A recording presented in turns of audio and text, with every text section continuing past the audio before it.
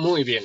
Entonces, hemos estado viendo mecanismos y ya vimos cómo hacer el análisis de posición de un mecanismo desde el punto de vista algebraico. Es decir, nosotros tenemos un mecanismo de 4 barras, ajá, y este mecanismo, pues solo dando la posición de dos de sus puntos, que es el punto A y el punto B, definíamos cómo iba a estar configurado, ¿no? Vamos a ver. Entonces, vamos a trabajar de una vez. Lo que voy a hacer ahorita es hacer el mismo análisis. Estábamos hablando de que tenemos el punto A y el punto B y definiendo esos dos puntos yo definía todo, ¿no? Pero voy a usar un análisis diferente. En lugar de concentrarme en el punto A y el punto B, voy a hacer lo que es una representación vectorial y voy a hacer lo que se llama un lazo de vectores. ¿Qué es esto? Bueno, voy a cambiar el mecanismo, si se fijan ya lo cambié. Es el mismo mecanismo, nada más que cada eslabón va a ser representado por un vector. Ajá, donde la magnitud del vector es lo que mide el eslabón, ¿sí? Y los ángulos del vector son los ángulos que tiene el eslabón en ese momento, ¿sale? Ahora, como yo dibujé los eslabones, los vectores, perdón, si se fijan pasa algo muy curioso. Yo bien podría trazar un vector que vaya desde el origen hasta el punto B, ajá, y este vector me definiría la posición del mecanismo en un cierto instante. Pero ¿cómo puedo obtener ese vector? Yo puedo obtenerlo sumando el vector R1, que corresponde al eslabón 1, que es la bancada, más el vector R4, yo me llego a la posición B, o puedo llegar por medio del vector R2 y el vector R3. Es una forma de acomodar los vectores. Yo lo mismo podría apuntar todos los vectores que se concentren en el punto 4 o todos los vectores que se concentren en el punto A o en donde yo quiera. Lo que necesito es que todos los vectores se concentren o que al final aterricen en el mismo punto. ¿Para qué? Si yo genero un lazo, entonces estamos de acuerdo que si yo sumo el vector R1 más el vector R4, yo llego a B. Y por otro lado, si yo sumo el vector R2 más el vector R3, yo vuelvo a llegar a B. Entonces, si yo resto estas dos cadenas de vectores, pues me tiene que dar 0. ¿Eso qué me indica? Que el mecanismo sí se puede armar. Y entonces yo puedo representar ese mismo mecanismo por una suma o resta de vectores de esta forma. El vector R2 más el vector R3 menos el vector R1 menos el vector R4. Y tengo que llegar al mismo punto. Y como estoy llegando al mismo punto por dos caminos diferentes, si yo resto los caminos, me dan 0. Ajá, porque el total es el mismo. Entonces, bueno, ya tengo una expresión vectorial para representar este mismo mecanismo. Si me da algo diferente de 0, entonces quiere decir que este mecanismo no se puede construir. ¿Estamos de acuerdo? Ahora, yo tengo que resolver este mecanismo. Cuando nosotros hacíamos el análisis, algebraico, pues nosotros buscábamos las coordenadas de A y de B mediante herramientas de geometría analítica. En este caso, yo no quiero las coordenadas de dos puntos. Yo lo que quiero es la información de estos vectores. ¿Y qué sé de estos vectores? Bueno, pues para el vector R1 yo sé su ángulo, para el vector R2 yo también sé su ángulo, pero para el R3 y R4 no sé sus ángulos. Entonces necesito esos ángulos, ¿ok? Entonces voy a darme a la tarea de obtener esos ángulos. Para esto, yo voy a utilizar los vectores en una forma muy interesante. En electrónica se tienden a usar unas cosas que se llaman fasores. Ajá. Entonces, un fasor básicamente es una forma de expresar números complejos, justo mediante la identidad de Euler. Aquí está la identidad de Euler, donde un número complejo tiene una parte real y una parte imaginaria. Entonces, por leyes de los exponentes, yo lo puedo descomponer y la identidad de Euler me da una parte con coseno, que sería la parte real, y una parte imaginaria, donde la función exponencial por la parte real me da la magnitud. Entonces me da lo mismo que escribirlo así. ¿Estamos de acuerdo?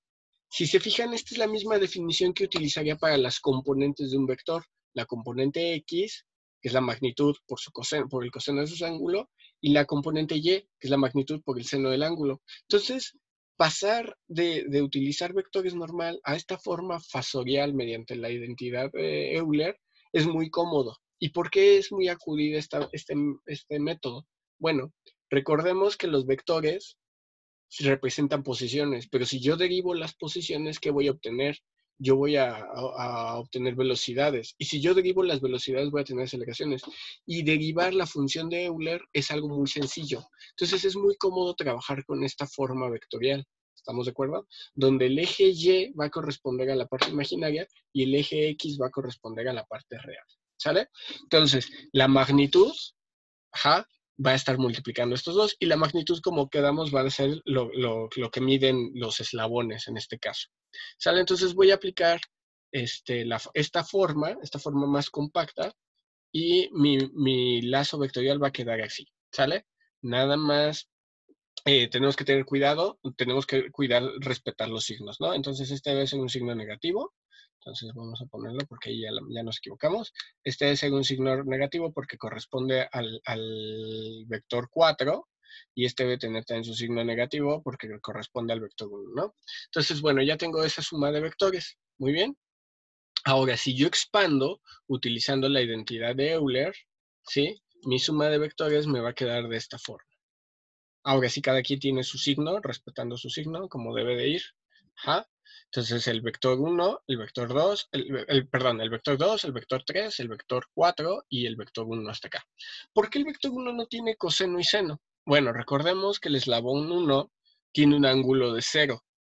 Si yo saco la componente seno de 0, seno de 0 vale 0. Entonces desaparece.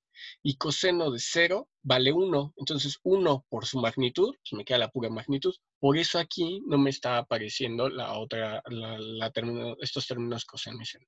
Ahora recordemos, estos son números reales e imaginarios. Los números reales e imaginarios no se pueden mezclar. Ajá. Entonces, para que esta suma me dé 0, quiere decir que la suma de todos los reales es 0 y la suma de todos los imaginarios es 0. Ajá, entonces yo puedo escribir un sistema de dos ecuaciones de esa forma. Aquí está mi sistema de dos ecuaciones, donde yo solo tengo dos incógnitas, la incógnita teta 3 y la incógnita teta 4. ¿Sale? Ahora, como estoy trabajando con senos y cosenos, pues estos sistemas de ecuaciones se ponen interesantes. ¿Sale? ¿Qué voy a hacer? Voy a despejar de uno de los dos, voy a despejar uno de las dos funciones y las voy a sumar al cuadrado. En este caso voy a despejar, el que corresponde con teta 3. Voy a despejar estos dos de las dos ecuaciones, ¿sale? Entonces me va a quedar el sistema de esta forma, ¿sí? ¿Por qué despejo esto? Bueno, porque como tengo coseno y seno del mismo ángulo, si yo elevo la primera ecuación al cuadrado y la sumo a la segunda ecuación, me va a quedar coseno cuadrado más seno cuadrado. Y eso por una identidad trigonométrica es 1. Entonces, de esa forma me puedo deshacer de uno de los dos ángulos, ¿sale? De hecho, tendría que sumarlas al cuadrado y luego sumarlas pero elevadas al cuadrado, algo así. ¿Sí? Y como vemos, coseno cuadrado más seno cuadrado, esto vale 1. Entonces se va a perder. ¿Y qué me va a quedar? Me va a quedar una ecuación un poco grande porque tengo que desarrollar estos dos términos que están al cuadrado. Este es un trinomio cuadrado y este es un binomio al cuadrado. Pero, pues nada que el álgebra no pueda hacer, ¿no? Nos va a quedar algo así. Lo voy a poner aquí abajito. Entonces ya tengo mi ecuación desarrollada. ¿Qué sigue? Bueno, lo primero que tengo que hacer es notar que esta ecuación tiene términos cuadráticos. El término teta 4 ya es la única incógnita. Si se fijan, pasé de tener dos ecuaciones con dos incógnitas aquí arriba a tener una ecuación con una sola incógnita. Sí se puede resolver. No va a estar fácil, pero se puede resolver.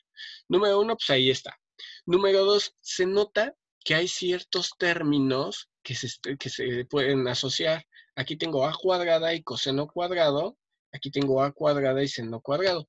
Si yo sumo coseno cuadrado y seno cuadrado, me da 1, porque son el mismo ángulo. ¿Estamos de acuerdo? Entonces eso lo podemos hacer. ¿Sí? Entonces vamos a ver. Ahí. No, me quedó. Ah, está de este color. Y luego lo mismo puedo hacer. Aquí tengo c cuadrada con el ángulo cuadrado. Y aquí tengo con coseno cuadrado y aquí tengo con seno cuadrado. Esos también se pueden asociar y me va a quedar nada más c cuadrada y aquí me va a quedar nada más a cuadrada, por un lado. Por otro lado, estos términos AC también se pueden asociar. Si se fijan, tengo AC con coseno de teta por coseno de teta cuadrada y AC por seno de teta cuadrada y seno de teta, perdón, seno de teta 2 y seno de teta 4. Ajá. Estos se pueden asociar. Si se fijan, se parece mucho a la identidad para suma de ángulos en coseno. Ajá, entonces los voy a asociar. Si yo asocio esos dos y con los otros que ya indiqué, me va a quedar una ecuación de este tipo. Sigue siendo una ecuación larguísima, pero si se fijan, aquí están los términos asociados. Ahora, como que a uno le dan ganas, le cosquillea juntar estas cosas con una identidad trigonométrica, pero no nos conviene. Esto me está indicando algo, me está dando información, pero no nos conviene asociarlos. ¿Por qué no nos conviene asociarlos? Porque estas cosas, ajá, los dos tengo teta 4, pero aquí afuera también tengo teta 4. Entonces, si yo asocio, voy a meter teta 4 en una sola cosa y no lo voy a poder romper, ¿sale? Entonces, lo que voy a hacer es dejar esto de un solo lado, lo voy a aislar, lo voy a despejar y todo lo demás lo voy a mandar para el otro lado. Ajá.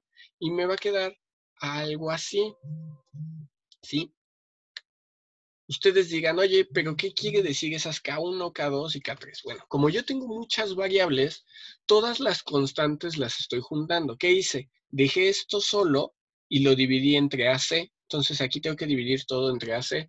Y todas las constantes, todo lo que está basado en cosas que yo conozco del sistema, ¿qué conozco? Las longitudes, ¿no? Entonces todo lo que está basado en términos de lo que yo conozco, pues le puse nombres de constantes, K1, K2 y K3. ¿Estamos de acuerdo?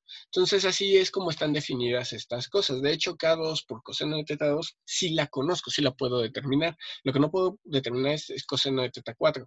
Entonces, como que ya está tomando forma.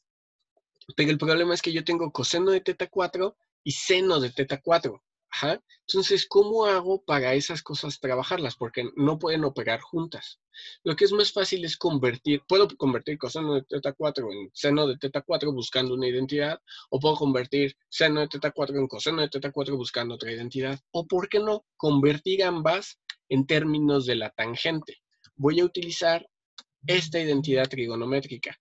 Estas identidades trigonométricas son en términos de la tangente. Entonces me va a quedar una ecuación que solo es función de la tangente. ¿Estamos de acuerdo? Entonces voy a sustituir donde está el seno de teta 4 aquí, voy a sustituir esto y me va a quedar en términos de la tangente de teta 4 sobre 2. Y donde está el coseno de teta 4, que es aquí y acá, voy a sustituir esta cosa que está en términos de la tangente de teta 4 sobre 2. Entonces, una vez que haga esas sustituciones, me va a quedar una ecuación bastante robusta y bastante fea, pero aquí está, ya la hicimos. Entonces, nada más para identificar términos, para que nadie se quede con la duda de qué pasó. Bueno, aquí y aquí yo tuve que sustituir esta cosa, que son este término y este otro término. Ajá. Y en el término de aquí, yo tuve que sustituir, espérenme, porque este ya se me cambió de color. Entonces, perdón, un segundo, no comamos ansias, aquí está. Entonces, y aquí yo tengo que sustituir, Chihuahua, cambiemos de color, ahí está. Listo. Ok, y ahora sí, aquí yo tengo que sustituir esta identidad trigonométrica que ya obtuvimos, ya dedujimos en otra ecuación, en otro trabajo, lo voy a sustituir. Ajá. Esta va a ir aquí y me da esto, ¿sale? Entonces ya tengo todos mis términos y ya tengo una ecuación. Ahora, si se fijan, esta ecuación está en términos de teta 4 al cuadrado. ¿Estamos de acuerdo? Entonces, tengo términos cuadráticos. ¿Eso qué me quiere decir? Que tengo dos posibles soluciones. Pero eso es algo que yo ya esperaba, porque este mecanismo tiene dos posiciones, una posición abierta y una posición cerrada. Entonces, no está tan chiflado lo que me está dando. Voy a agrupar términos y entonces agrupando términos, voy a borrar un poquito de cosas. Vamos a continuar aquí arriba. Entonces, esto que ya lo usamos, lo voy a borrar. Ajá.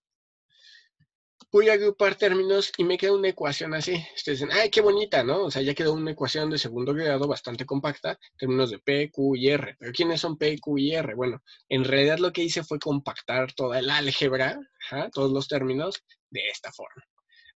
P son todos estos términos, Q son estos dos términos y R son estos. Nada más que, ¿qué estoy haciendo? Todos los términos que son constantes que yo ya conozco los estoy agrupando. ¿Qué tuve que hacer? Lo primero que tenemos que hacer es multiplicar toda la ecuación por este término, 1 más tangente cuadrada. ¿Por qué?